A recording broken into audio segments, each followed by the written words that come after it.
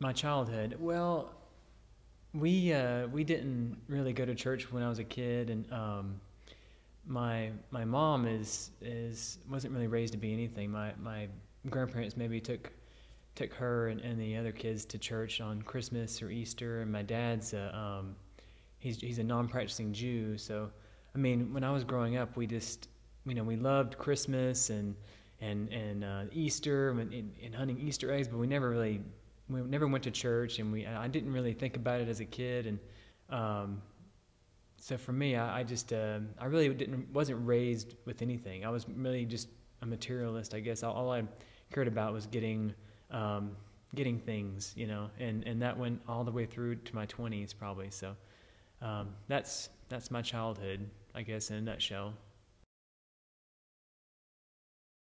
How can there be atheists in the South? Well, um, I was an atheist, and how I became one really was through, I guess, through college. It's sort of that way of thinking just kind of got in my mind, and before I knew it, that's what I was, and that's because it seemed like that's what everyone around me was.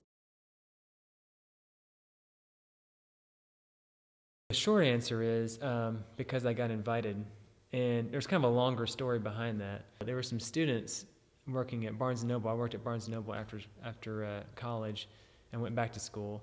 And I think they just kind of saw me looking at the comparative religion section, and I would always like be looking at books, and I kind of talked about it with them, and they turned out to be students from Temple University, and and they were so nice. You can't out nice the Temple kids. I mean, they were they befriended me, and even though there was this big kind of this age difference and everything, but they always try to get me to come to church, and they always invited me to stuff, and so eventually I eventually caved and went with them, and that's really when I had to confront my worldview and realize that I really haven't given this enough thought. I kind of thought of Jesus as an idea, and it was easy to dismiss the idea of that, and instead of Jesus as the reality or the man, and that he really did come to earth, and there's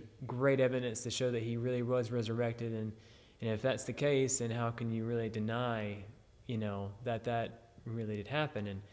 And I started having all these questions, and just really questioning myself, and eventually, after talking to the associate pastor and being just so annoying with all my questions, I finally I realized it was mostly I had to let some stuff go, and I had to let go of my pride, and because I had a lot of pride wrapped up in my identity as an atheist, and being enlightened, from having being in the university and everything, and that was tough. It was tough to do that, and it was very humbling, but that's how I started attending church, is through that whole intervention, I guess you call it.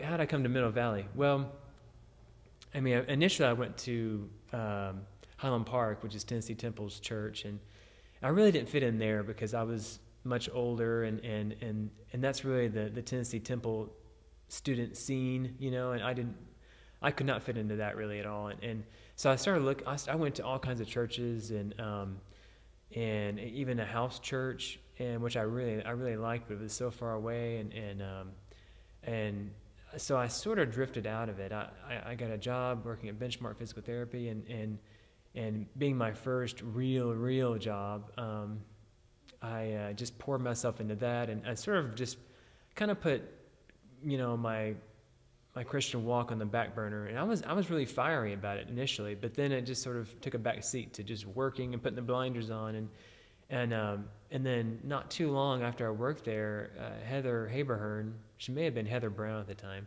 she set me up with Krista, and um, who I didn't know her dad was the pastor of this church. So pretty much as I was starting to date her, I realized that I was going to be at Middle Valley Baptist. So you could see how those Temple students inviting me to church changed my life. I mean, Had they not, who knows what would happen? And had Heather not invited me to Middle Valley, and I wouldn't have met Krista. I mean, things would have been completely different. And so it just goes to show you how important it is to invite somebody and to share your faith. It's not the easiest thing to do. In fact, it's very scary. But if we can just invite somebody, it's amazing how that person's life can change.